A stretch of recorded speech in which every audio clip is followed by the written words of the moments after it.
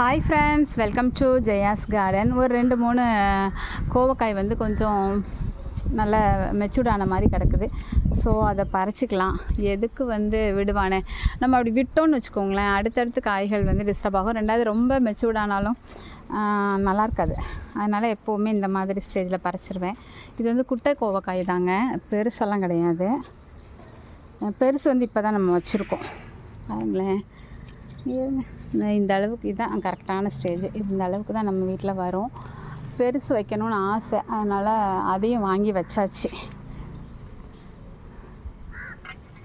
கோவக்காய் பொறுத்த வரைக்கும் ப்ரூன் பண்ணிகிட்டே இருக்கணும். ப்ரூன் பண்ண தவறணும் அப்படின்னா, இங்கே பார்த்தீங்களா, சிட்டு சொல்கிற மாதிரி குட்டி குட்டியாகவும் வருவாங்க. நம்ம கரெக்டாக ப்ரூன் அந்த இடத்துல பண்ணலை அப்படின்னு சொல்லி அர்த்தம்.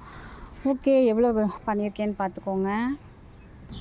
இந்த அளவுக்கு கோவக்காய் எல்லாரோடையும் பண்ணியிருக்கேன் ஃப்ரெண்ட்ஸ். ஓகே.